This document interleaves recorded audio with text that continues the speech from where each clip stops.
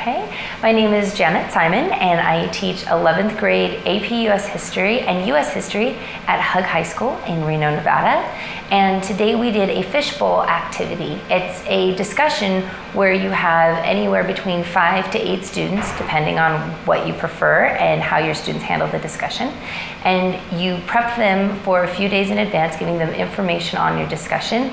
They know the question in advance, and then in the fishbowl, they work out and work through ideas and concepts. And as they finish talking, then you tap another student on the shoulder, they come in, and then they add their opinions to the discussion. Great. So the first question is, how does this lesson connect to and build on students' prior skills and knowledge, what was taught before the lesson, and what will come after it? So prior to this discussion, we had finished up doing a unit on the 1920s. We focused on social aspects, we focused on political aspects, we focused on everything from immigration to just political turmoil at the time, and we focused a lot on youth rebellion because they're teenagers and they want to hear about youth rebellion no matter what time period. Prior to this, we worked on, sorry, it's so weird looking at that little writing spot. Oh, this one, is it bothering your eyes? Yeah. Do you want to I don't want to camera? No, I'll just, sorry. No, I know, I start to cross. Do you want to start from the top on that one? No, you guys can splice, I bet.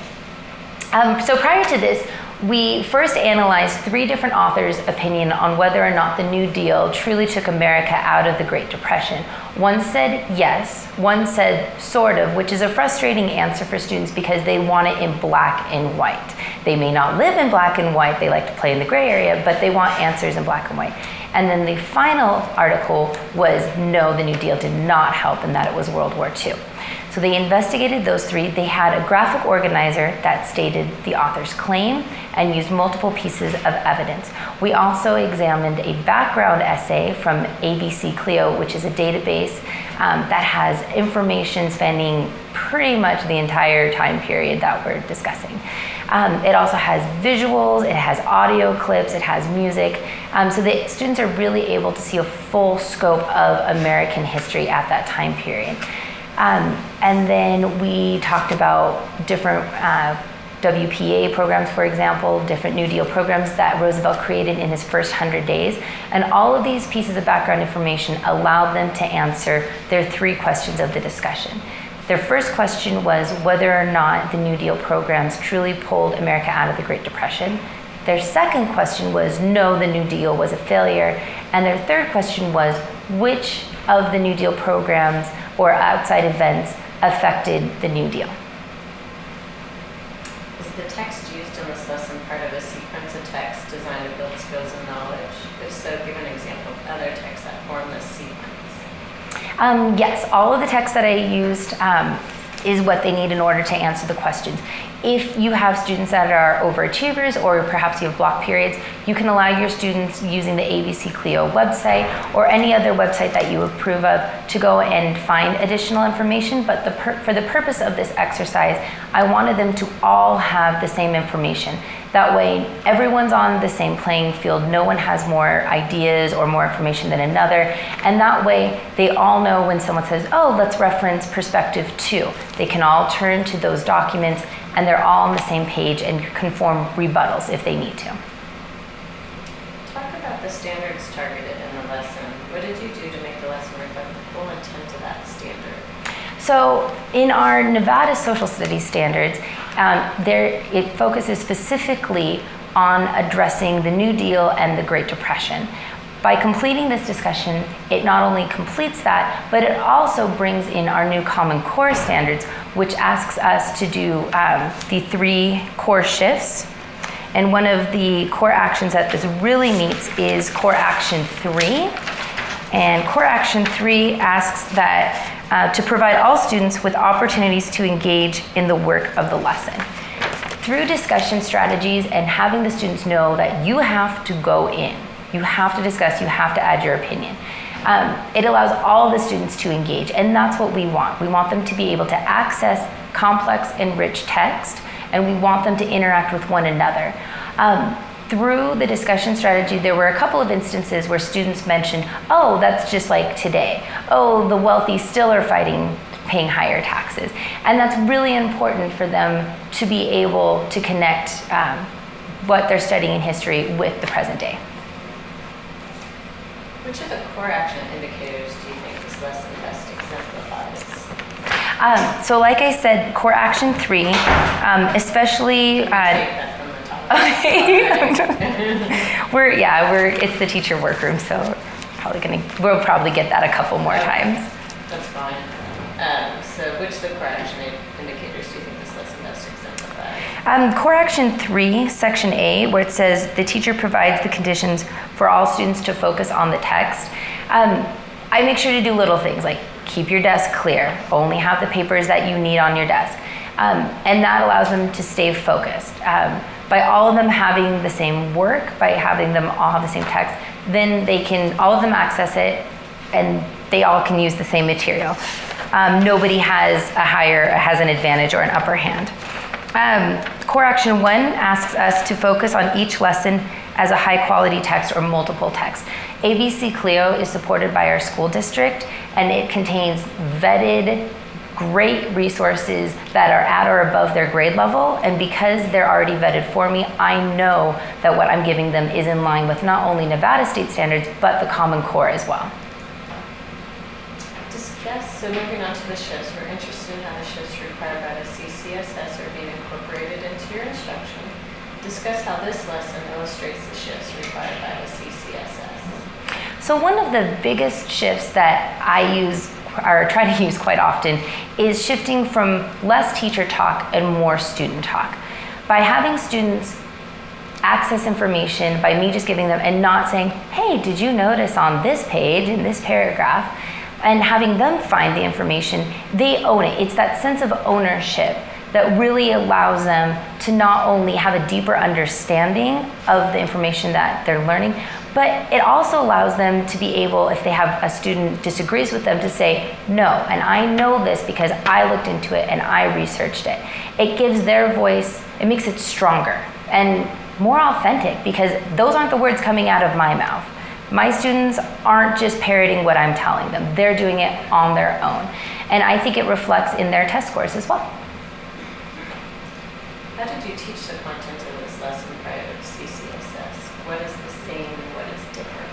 So prior to the CCSS, since this was an AP class, I would have, in order to get through, because it's the end of the school year, my AP test is quickly approaching, I most likely would have given them a PowerPoint with guided notes, so that we could get through the information. It might have taken a shorter amount of time, but it would not have been as meaningful. By just putting in that extra day and a half, it allows my students to grasp more, understand more, and retain more. Student engagement is crucial to the work of CCSS, and we want to understand how we ensure that all students have the opportunity to productively engage in the work of the lesson. How did you support all students in working with grade level text? For example, how did you provide scaffolding for students below grade level so they can read grade level text? So the website I used was ABC Clio, and they have a really nice feature in their text. And so all of them had the same text. They all had access to iPads. And in their text, they have highlighted terms. So if there's a term that's complicated, they can click on it. It'll give them further definition to explain so they have a better understanding. I also allowed them to write down questions a couple days earlier so that they could discuss questions that they had with one another. What's the rest of it? How did you provide scaffolding for students below grade level so they can read grade level? So for the students that are below grade level, you'll notice on my board I have a list of vocab words that are unit specific as well as morphemes and also academic words.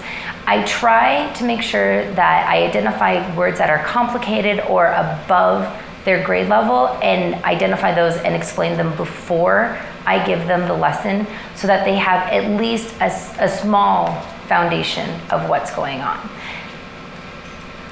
And then continuing on that one, how did you create opportunities for students who are more advanced to engage more deeply? The discussion strategy it allows for both my lower level and my higher level students. My lower level students, I prep them before and I say, okay, why don't you open the discussion with this idea, or what idea really interests you? And when my lower level kids are able to speak first, then my higher level kids can come in and say, oh, that's like that. And they draw other connections to the lower level kids. And so they all are able to access the text and be successful without the lower level kids thinking, oh, I'm not gonna say anything smart. And without the higher level kids going, oh, this isn't meaningful to me. They're all able to add and build upon each other. And that just creates a better discussion. Which behaviors from core action 3 did the students best exemplify in this lesson?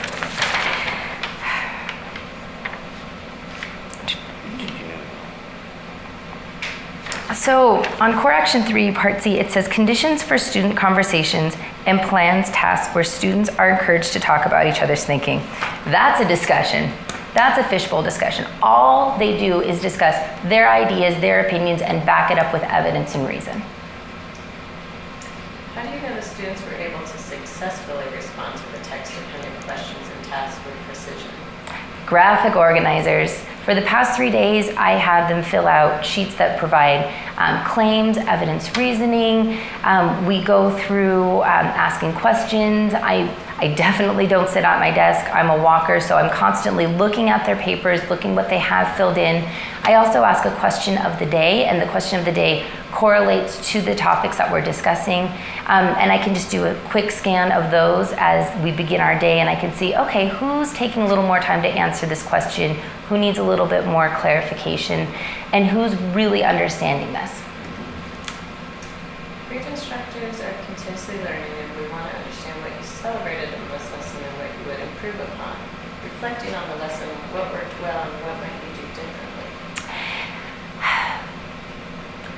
At the beginning of the lesson, they were pretty quiet and they weren't really intense. Some of my discussions, especially when we get into the 1960s, are heated. They have ideas and opinions about everything. So I think selecting good questions that will spur student discussion is important. I also think you have to ask those questions that are more foundation questions. What's this? Explain this. So that you can check that they all understand important concepts. Differently, I think I'd add just one more hot button question.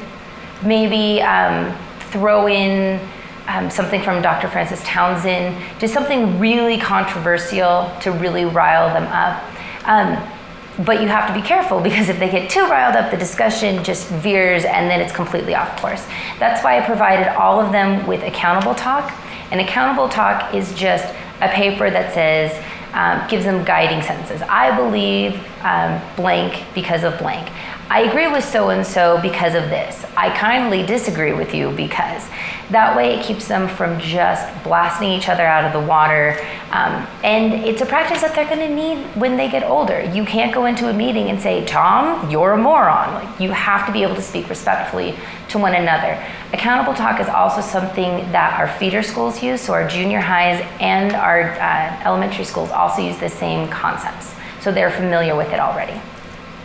Your last question is, were there any surprises or unexpected student behaviors or reactions today? One of my girls, Miss Doherty, she is always full of opinions, but she'll normally say one thing and be done with it. She had a lot of ideas on the WPA and on the CCC and how the New Deal programs were short-term and they only affected a small group of people. And that really surprised me. Likewise, I had students that are normally really just quiet, but they were able to say, this is what I believe, and this is because, and I disagree with you, or I agree with you. And that really, it surprised me when my shy ones spoke out more, and that made me quite happy. To me, it shows that they feel comfortable with not only the material, but with their peers.